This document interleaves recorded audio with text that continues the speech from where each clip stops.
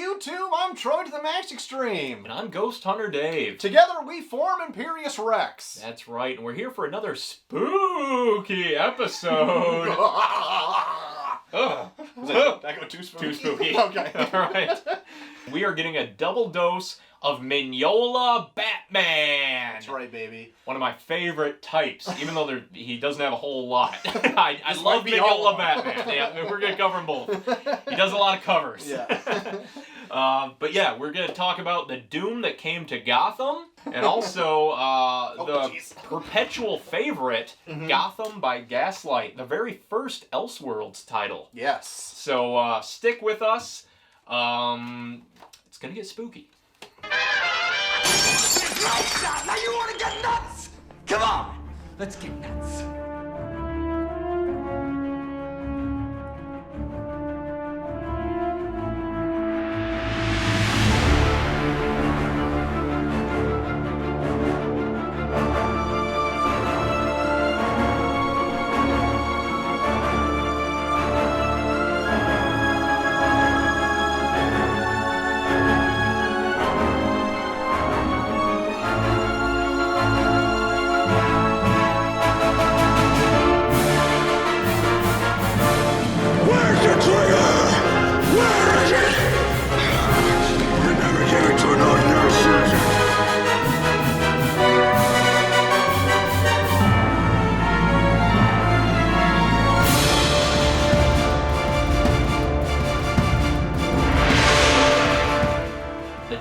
Came to Gotham. Yeah.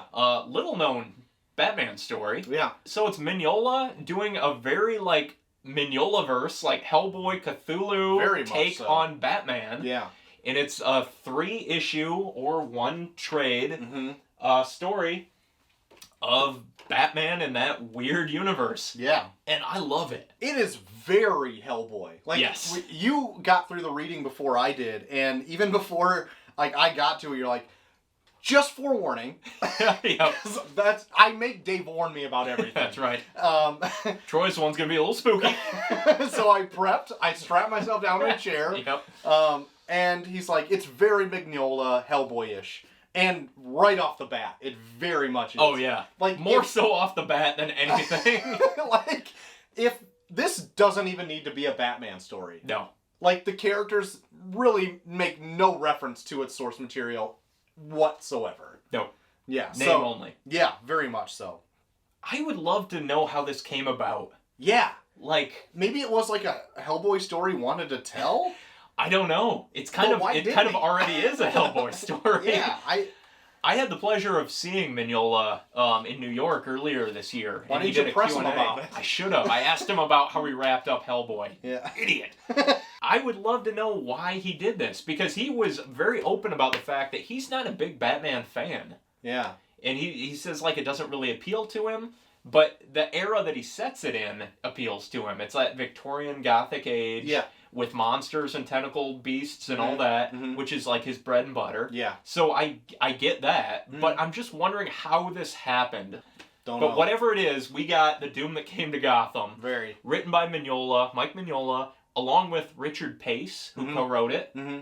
And art by Troy Nixley, who does a pretty good Mignola impression, I would say. Yeah. It starts out with like a Antarctic, maybe, expedition. And 1920s. Yeah. In the 1920s. In the roaring 20s. That's right, yeah. Down there on an old wooden ship. That's right. And Bruce is searching for the Cobblepot expedition that set out to the Antarctic. And he instead finds something quite more sinister. A man is like chipping away at the ice at this big Lovecraftian monster you can kind of vaguely see behind this wall of glassy ice. Yeah. And he's like mumbling to himself like, oh, the evil is coming or whatever. Yep. And so Batman's like, well, not even out. Yeah, not even Batman. It's Bruce Wayne in just like parkas. Yep. Yeah, he punches him out, as he would, and like drags him back onto a ship where the 3 Robins are waiting for him. Both are all like... they're all orphans that he's taken under his wing. Yeah. Which I like. I like the idea that all 3 Robins are working together. Yeah. And so... But they're not Robins either. They're just name. Yeah, their regular name. Dick, Jason, and Tim are there. Yep. And then they seem to have, like, not that this is a big part of it, but they all seem to have their own, like, skill set. Yeah. Where, like, Jason seems to be, like, a tech wizard for the 1920s. You're like, I fashioned this man a refrigeration suit. And Yeah. I'm like, oh, okay, that's weird. Because you're in the Arctic. Yeah. Right. But the guy he finds is essentially a Mr. Freeze type of guy who can only survive in, like, sub-zero temperatures. Right. So and that's is technically dead. Yeah. Yep. Yeah. Yeah. Mm-hmm. They also stumble on Oswald Cobblepot, who's, like, taken on penguin characteristics. Yeah. They see him, like, with a bunch of diseased-looking penguins just kind of watching them as he sees the ship leave and he's standing there naked. And I think that's a throwback to this Lovecraft story called At the Mountains of Madness, which is all about this Antarctic expedition where they find these creatures and there's these weird giant diseased penguins in it. Oh. So, like, come on, this shit writes itself. Man. Okay, so, like, I'm not into a lot of Lovecraftian stuff, but you have forced some upon me over this last year, and I'm slowly beginning to like it a little bit more. Yeah, it just creeps up on you. It's like, at this point, I'm just, like, forcibly trying to push it away, but I'm still, like, liking it a little bit. And by the end of the year, I'll probably like it more than you. So, yeah, the opening is very reminiscent of Mignola's Seed of Destruction Hellboy arc. Yeah. Where Rasputin goes to the Arctic and finds the, like, the Agdru-Jahad or whatever the creature is in the ice. Yeah. And it's just like this. Like, you got your Mr. Freeze chiseling it out. Because he's saying, like, he's hearing the voice saying to release it. And Batman captures him, takes him back to Gotham, and he's like, boys, Robins, we're going home. Yeah. So once they get there, what follows is a pretty concise supernatural retelling of Bruce taking up the mantle of the Bat in hopes of saving the cursed city from an evil pact that his father and 3 other founders made hundreds of years ago in Gotham. Yeah. Where they met this this weird traveler who basically said, like, they will have untold riches, but they have to take part of this. Answer me these riddles 3! Yes. I was trying to see who that guy was supposed to be. I think I wrote his name down. There's a few... Okay, so... There's a few that you think are someone and they're not. Yeah, exactly. Because, like, I did that. I was Googling names left and right because they make reference to an exact name. And I'm like, is that Batman lore or is that Lovecraftian lore? And all the ones that I pretty much Googled were all pulled out of Lovecraftian stuff rather than Batman stuff. Was that guy Lovecraftian? I think so. And also, like, the Reptilian Man was also a Lovecraftian guy, too. Great. Because I thought it was Croc. Me too, but no, when I searched his real name, it was this other author who goes through, works with the Lovecraftian lore and stuff like that. Interesting. Yeah. Thank you for that. You're very welcome. All right. It was too spooky. Whoa! I had to go in the deep web to do it. Oh, God. Thomas Wayne and some friends cursed Gotham by dealing with this devilish guy out in the woods and brought on the Doom that will eventually take over Gotham. Yeah. So that's the overarching storyline, and then we just get, like, the Batman pastiche put in. Yeah. Where Bruce gets back and he's like, Alfred, still got the suit? And Alfred's like, oh, God, I thought you'd grown out of this, Master Bruce. Yes, we've got the suit. Just as you left it, cum stains and all. Yeah. And then the whole series kind of plays out from there, like Sins of the Fathers type stuff, because from their lineage, every member down the line is cursed, even the queens. Yeah. Oliver Queen and stuff like that, too. Oliver Queen pops up. He's an old friend of Bruce's, and they go and hang out with him a little bit at his penthouse. Right. Bruce dumps the kids off and then goes out, freewheeling into the night as Batman. Right. One thing I thought was interesting was kind of the retelling of his origin, where a crazed lunatic stabs Thomas and Martha Wayne, and then goes after Bruce. Bruce runs into a bell tower and sees a hanging man, which ends up being Kirk Langstrom, I believe. Yeah. The original like the Man Bat, the original Batman, whatever. And that kind of prompts Bruce, because then a flood of bats come out after him. Yep. That's like his first encounter with bats. And it's weird that he tied it into Langstrom. Yeah. So yeah, then Bruce takes up the Batman garb and goes out. I love the design of this. Yeah, I love the Mignola Batman design, where he's got like the cape attached to like these little rings on his gauntlets, so he can spread his arms and have all that. Yeah, really cool. And he's got that double-breasted or the I don't even know what you call it. I don't what know is that? I don't know, but I'm pretty sure it's like the double-breasted like bomber jacket type look. It's like the Rocketeer look. Yeah, exactly. Yeah.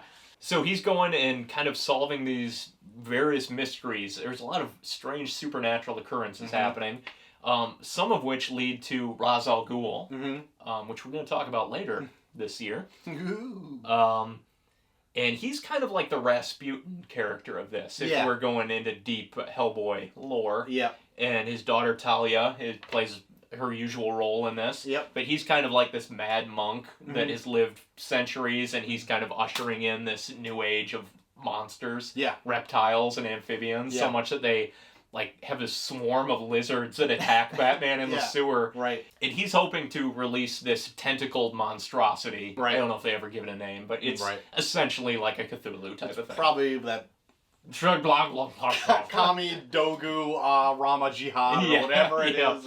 I don't know. Yeah, you could pull speech balloons out of this and just substitute them for Hellboy at any other page, and it would be fine.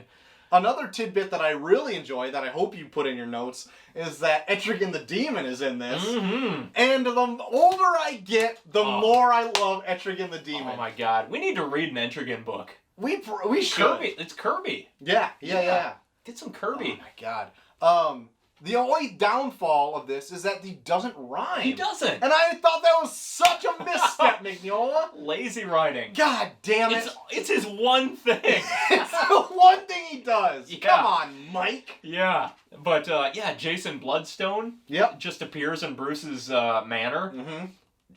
You see his Etrigan reflection in a mirror. Yeah. And then, like, he leaps out a window in full demonic appearance. Yeah. And he says, like, I'll see you again one time. It's like, what? And then you do. You see him one more time. Strange thing to say. Right. Very punctual. Right.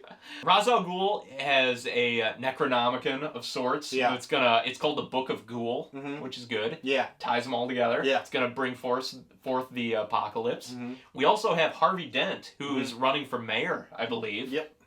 And he gets poisoned by Poison Ivy.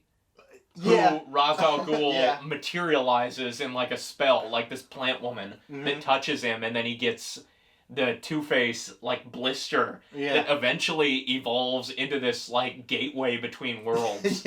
Where he's just sitting in his chair, like melded to the couch, flipping his coin as like his face and body are making this portal. Which is very disturbing. It was very disturbing. And I like, even though at this point he's got a fleshy gateway to the apocalypse growing off of him, he's still like, Doc say it's Poison Ivy. Batman has to pass through, has to go in deep inside Harvey Dent into this other realm, like the spirit world, and he faces off with Ra's al Ghul.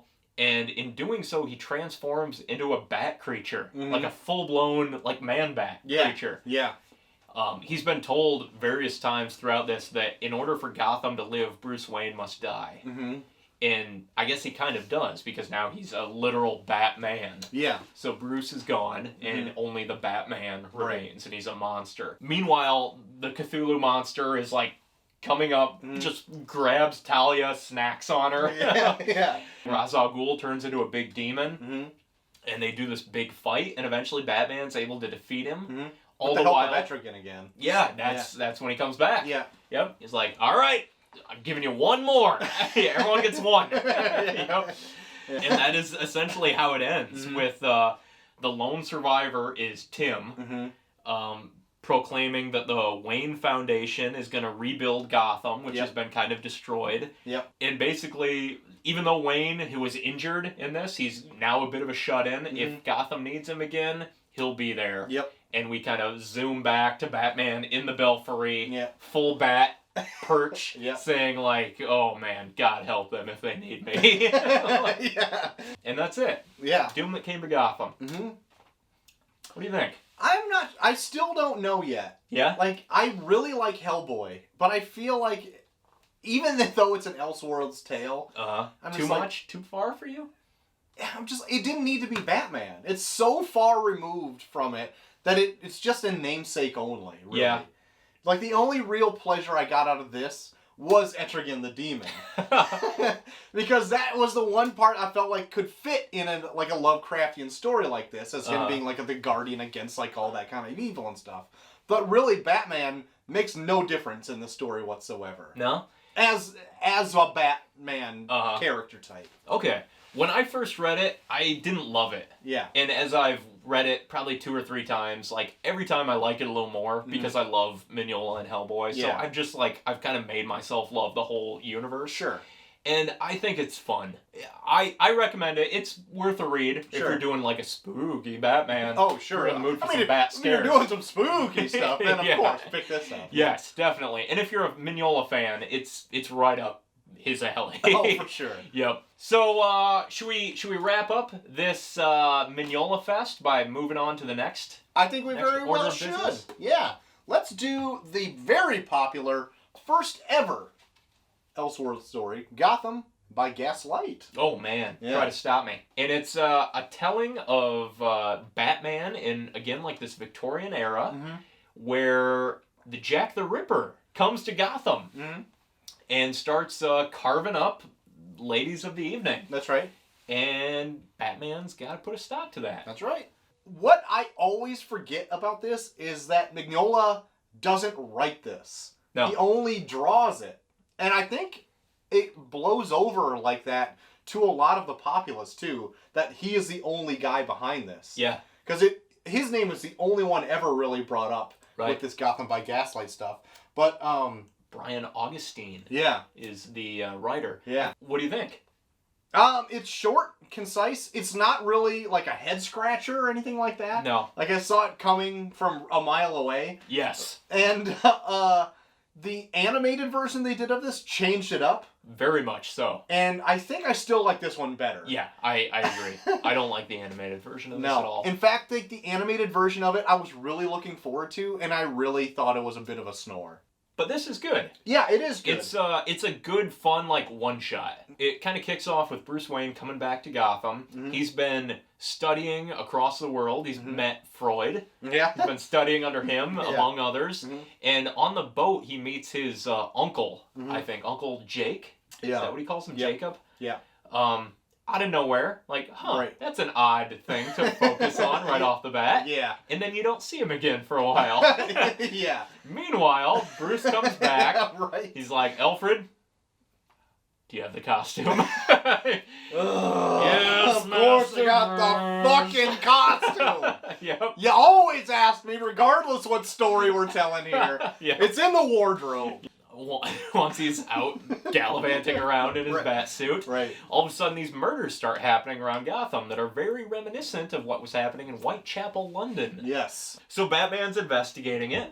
He meets with Jim Gordon. Yep. Which, one of my favorite parts of this is Gordon's like, oh yeah, we got shit going all over the place. Look at this guy. He poisoned his wife and then he inhaled the chemicals himself. And he's left with this giant permanent grin. Right. So you got a Joker, a Victorian era Joker. Yeah. We don't ever get to see it, but it would be cool if you continued this. I would love to see that. I also like how he's very reminiscent of the Man Who Laughs look. And I also like that Jim Gordon looks like Teddy Roosevelt. Yes. It's a Rough Rider. Yeah.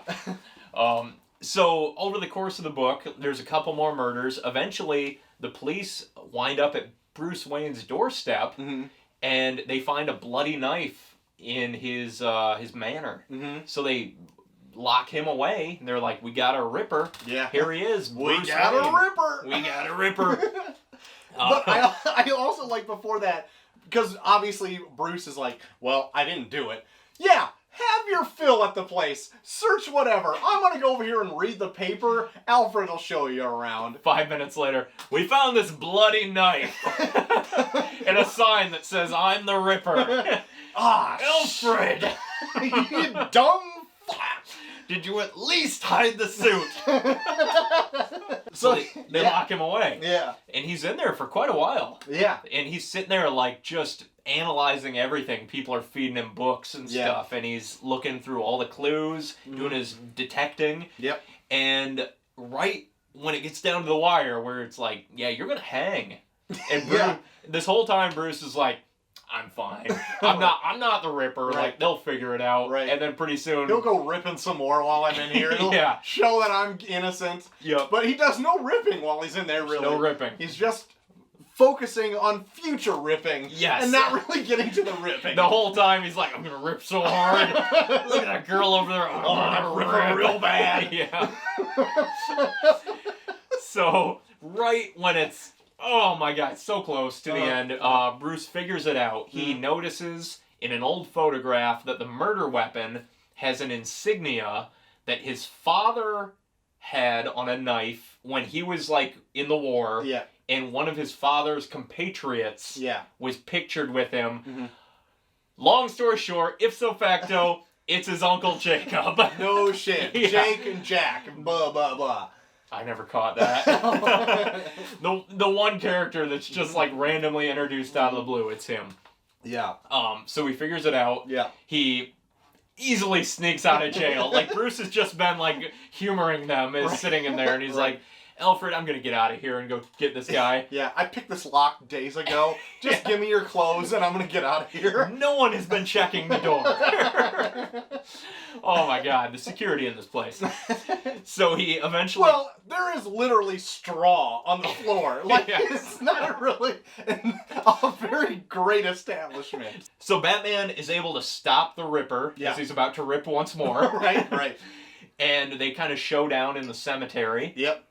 And you find out that the Ripper, none other than Uncle Jacob, has always held a grudge against the Wayne family, because even though Thomas Wayne, Bruce's father, took him under his wing, cared for him his whole life, Uncle Jacob has and I love your wife. well, it was weird because Thomas paid for his schooling, which he was the worst in his class, but still passed. Yeah. And then he went out and still was out abroad or whatever with the Waynes and everything. And Martha was the one laughing at him. And he's like, I'll show you, bitch. I'll rip you real good. So it's such a ripping. And so... he confesses his love to Martha. And she laughs him off. Yeah. So as he's killing the various streetwalkers, he's always picturing Martha's laughter. Yeah. Wrecking him. Yeah. Wrecking his ripping soul. Right. He's a piece of shit. Yeah. Jack the Ripper, no good. He's a bit of a bum. Yep. So that's the big reveal. Yeah. And as it turns out, Uncle Jack, paid some thug to kill the Waynes. Yeah. So he's also sparked the birth of Batman. Yeah. And that's all this is all last few pages. All of this coming to head. And it's only 40-something pages too, so there's a lot going on in the last 5 pages of this. Yep. But Batman corners him. Finds him out right around the time where Gordon and the police show up. Yeah. And they got him in the sights. Right. Batman's like, turn yourself in. Right. No more ripping. Right. And he decides he's gonna rip one more time. Yeah. He rips him a little bit. Rips him a bit. And then Gordon shoots him. He's done. Yeah. Dies at the grave of the Waynes, right? Yeah. Yep, and Batman's out of there. Yeah, and then, obviously, Jacob confesses to all this stuff. Because I was at this point... Well, he's dead. Well, no, it was right before he got shot or whatever. He's yeah, I'm the one who did it. I'm the Ripper. I'll rip anybody. I'll rip all you guys. I'll rip anything that moves. But, at first I'm like, this is really flimsy. Because, they already got somebody that... They're just hankering to hang. They're ripping to hang. They want to hang this guy so bad. Yeah. And he's like, no, I did it. I'm the Ripper or whatever. And Batman's like, yeah, you hear that? He's the Ripper. Bruce Wayne is probably innocent. Just wink, wink. You probably shouldn't check on him right now, though, because, he might be sleeping. But I'll go back there and I'll make sure Alfred's not there. I mean, if maybe Bruce Wayne's still in there, but this guy did it. And also, he's maybe a candidate for Gotham's most eligible bachelor. He's always a great guy. God, so handsome. His penis is so large. You may see this years You'll ahead. see it decades later. But yeah, so anyway, it all wraps up right there. And then Batman is now like, hey, I'm a fixture of Gotham City. I'm gonna go and not have people rip. I'm not gonna put an anti-ripping policy in order. Yeah. So yeah, that's it. Yeah, it's really cut and dry story. It's not anything super deep. Which is fine, you know. Oh yeah. Like for what it is, like I'm not expecting a 6-issue story arc on Batman and Jack the Ripper. Right. So like a fun little one-off. Yeah, it's fun. Yeah. It's so short that they combined it with another story that was a follow-up to this. Yeah. Which I'm not a huge fan of. It's not as good. Yeah. Mignola doesn't do the art, but I believe it's the same author. Yeah. But I don't know. You read it if you want, but if you buy the collection, it has it in it's it. combined in there. But anyway, it's really fun. It's really a breeze, and I think anybody should pick it up. Yeah. Yep. Gotham by Gaslight. Yeah. Mignola. Yeah. Batman. That's right. That's it. So let us know down below what you thought of Mignola's take on the Batman mythos on all of these Elseworlds titles. But until next time we talk more spooky Batman, I've been Someone walked over my grave. I've been Short of the Max Extreme. I've been Ghost Hunter Dave. And we've been Imperious Rex. We'll see you for more Bat-tober.